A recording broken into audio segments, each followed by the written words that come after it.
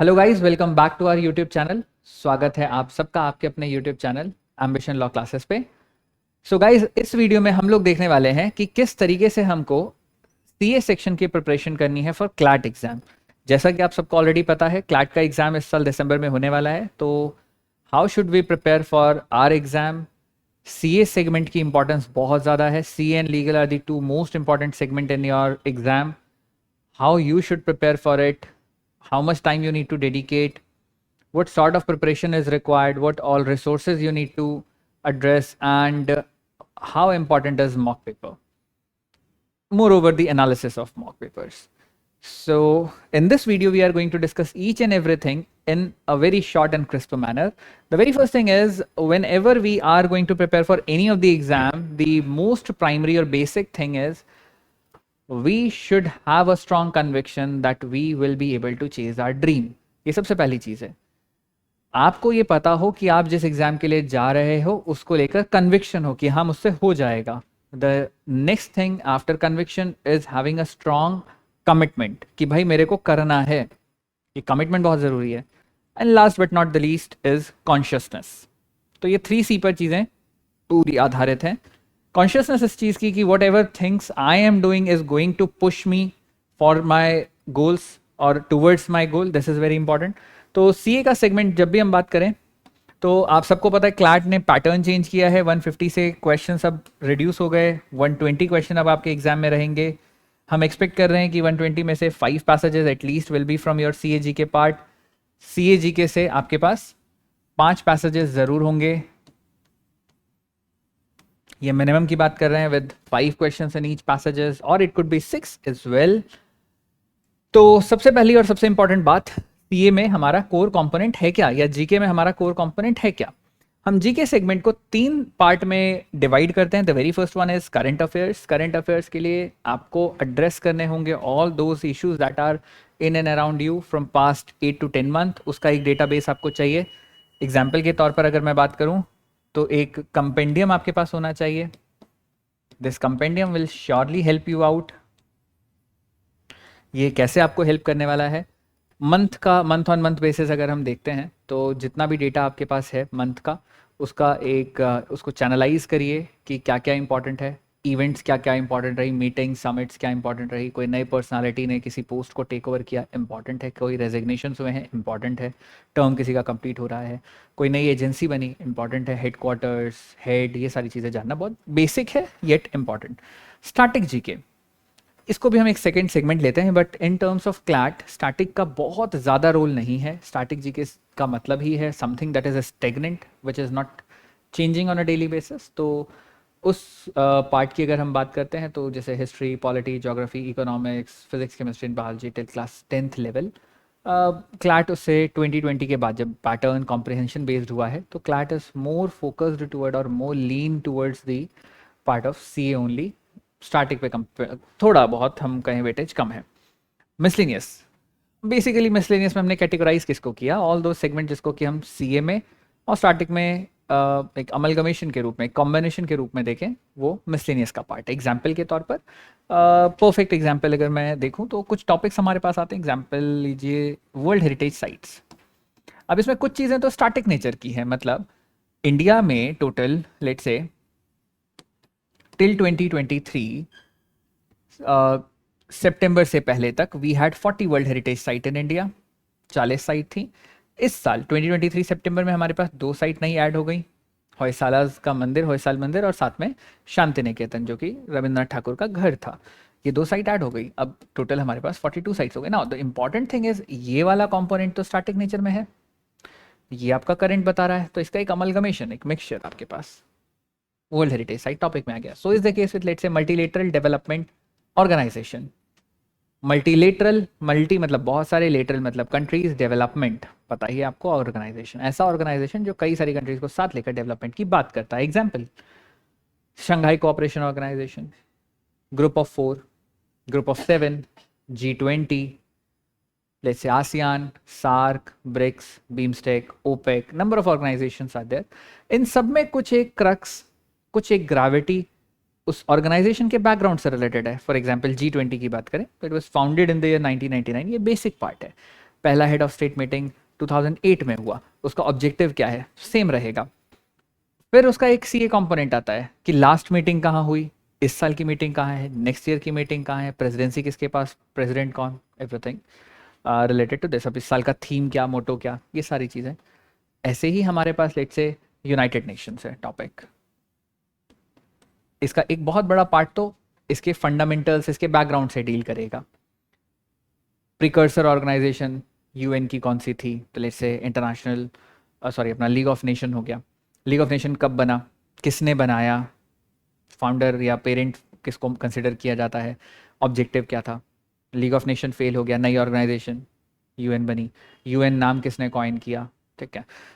उसके साथ डिक्लेरेशंस, उसके चार्टर्स, फाउंडिंग मेंबर्स कितने बने, ये फंडामेंटल्स हैं। इंडिया की तरफ से डिक्लेरेशन किसने साइन किया, इंडिया की तरफ से या ब्रिटिश इंडिया की तरफ से चार्टर किसने साइन किया, everything related to this is background. Then present की बात करें, सेक्रेटरी जनरल कौन है, United Nations Economic and Social Council के प्रेसिडेंट कौन है, जनरल असेंबली के प्रेसिडेंट कौन है, कितने साल के लिए चुने जा रहे हैं, नॉन परमानेंट मेंबर अभी कौन है। तो इस तरीके के फैक्ट्स जो हैं, इस तरीके के फिगर्स जो हैं, they are part of CA. और पुराना सारा पार्ट हमारा स्टैटिक नेचर का है, अमलगमेशन इसका कॉम्बिनेशन। सिमिलरली और भी टॉपिक्स हमारे पास आते हैं, लेट्स से इंटरनेशनल लॉज का पार्ट आ गया, कुछ भी नए ट्रीटीज, कन्वेंशन, मीटिंग, इंसेंटिव्स अभी रिसेंटली ऑर्गेनाइज हुए, उस पर आपको एक नॉलेज होनी चाहिए। एनवायरमेंट से रिलेटेड टॉपिक्स आपके पास आ सकते हैं, डिफेंस सेक्टर के क्वेश्चंस आपसे बनेंगे इस तरीके से ही। कुछ कंपोनेंट अब जैसे हमने इंडियन डिफेंस सिस्टम को समझना है, तो डिफेंस बजटिंग को सीखा हमने, डिफेंस हिरार्की को सीखा हमने, एग्जीक्यूटिव पोर्टफोलियो क्या है वो सारी चीज़ें सीखी, डिफेंस के deals, treaties and agreements recent के हमने देखे, डिफेंस एक्सरसाइजेस, जैसे फ्रांस के साथ हमारी कौन कौन सी एक्सरसाइजेज हैं, तो सपोज वरुण है, गरुड़ है, शक्ति है, डेजर्ट नाइट है। अमेरिका के साथ कौन सी एक्सरसाइज है, वज्र प्रहार है, टाइगर ट्रायम्फ है, या हमने क्वाड एक्सरसाइज की फॉर एग्जांपल मालाबार हुआ। तो ऐसे क्वेश्चंस आपसे पेपर में पूछे जाते हैं। इसमें एक कंपोनेंट तो आपको दिख रहा है करंट का, एंड रिमेनिंग जो है वो स्टैटिक नेचर की चीज़ें हैं। सो ये बहुत ज़रूरी है कि आप कोरिलेट करके चीज़ों को पढ़े। See nothing is a stand alone in this subject, everything and anything has to do with certain kind of background. तो जब तक आपको फंडामेंटल, जब तक आपको बैकग्राउंड क्रक्स की इंफॉर्मेशन नहीं होगी, it would be very difficult for you to comprehend the entire things. तो बढ़ते हैं अगर हम आगे, तो ये 3 सेगमेंट तो आप समझ गए। अब बात आती है न्यूज़पेपर को कॉम्प्रीहेंड कैसे करना। देखो न्यूज़पेपर पढ़ना बहुत इंपॉर्टेंट है, and it is not just for your CA part. थोड़ा सा इसके एवेन्यू को ब्रॉडन करिए, होराइजन्स को थोड़ा वाइड करिए।